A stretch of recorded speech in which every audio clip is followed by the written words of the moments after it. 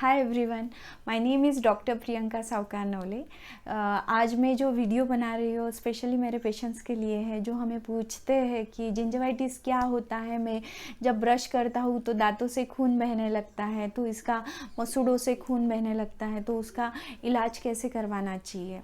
तो जिंजवाइटिस एक कंडीशन है जिसमें मसूड़ों का इन्फ्लेमेशन स्टार्ट होता है, मसूड़ों में प्रॉब्लम्स आना स्टार्ट होता है। वो क्यों होता है वो मैं बताती हूँ।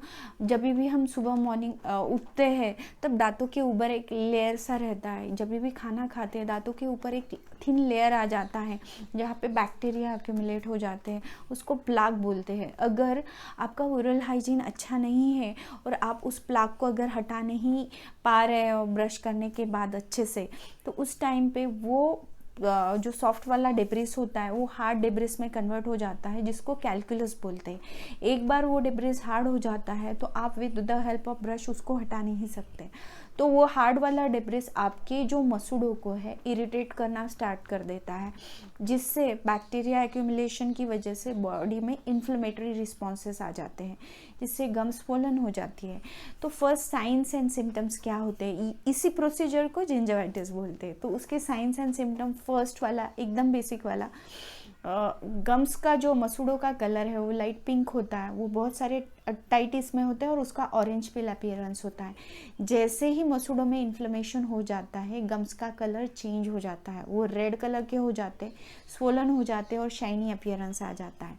सेकंड, ऐसे केसेस में जब भी आप ब्रश करोगे तो दांतों के ऊपर से बीच में से खून निकलने लगता है, ये बहुत कॉमन साइड इफ़ेक्ट है।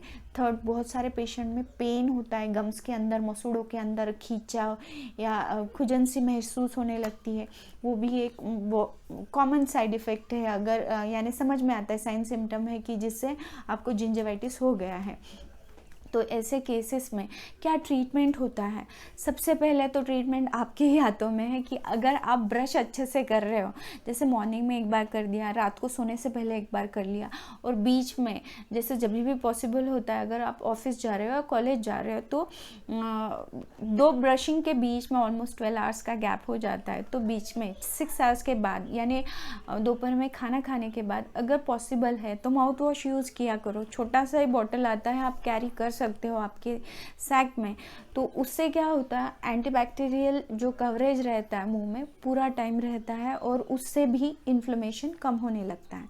सेकंड, बहुत सारे पेशेंट को ये पता नहीं होता, अगर दो दांतों के बीच में खाना फंसता है तो आप फ्लॉसिंग भी कर सकते हो। उस थ्रेड की मदद से आपको फिंगर्स को टाई करके दो दांतों में फंसा हुआ खाना निकालना है ताकि आपके दांत साफ हो जाए। फ्लॉसिंग आप रात को सोते समय कर सकते हो। तो उससे भी क्या होता है, जो ये गम इन्फ्लेमेशन क्रिएट करने वाले जो बैक्टीरिया है उनका काउंट कम हो जाता है। तो ये हो गया फर्स्ट ट्रीटमेंट। सेकंड, डेंटिस्ट की या प्रोफेशनल की मदद ले लो, जिससे हम लोग क्या करते हैं, हम आपका डीप स्केलिंग कर देते हैं, क्लीनिंग कर देते हैं और पॉलिशिंग कर देते हैं। क्लीनिंग में with the help of ultrasonic scaler दांत के ऊपर जो जमा हुआ डर्ट होता है सॉफ्ट और हार्ड वाला, उसको हम हटा देते हैं। फिर प्रॉपर पॉलिशिंग से उस डेब्रीज को हम और क्लीन कर देते हैं।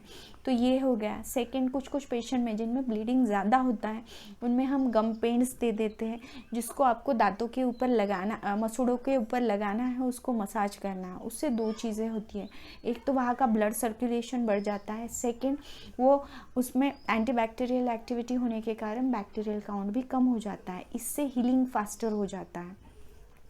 तो ये बहुत आसान सा ट्रीटमेंट होता है। कुछ पेशेंट में जिनमें जिंजावल इन्फ्लेमेशन बहुत ज़्यादा होता है उनमें कभी कभी हम ओरल एंटीबायोटिक भी दे देते हैं। इन सब चीज़ों से आपका जो जिंजावाइटिस है वो कम हो जाता है।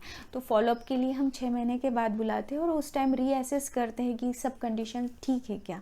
तो बहुत माइनर सा ट्रीटमेंट है, पर अगर इसको आप निगलेक्ट करते हो तो वो प्रॉब्लम बहुत सीवियर क्रिएट करता है।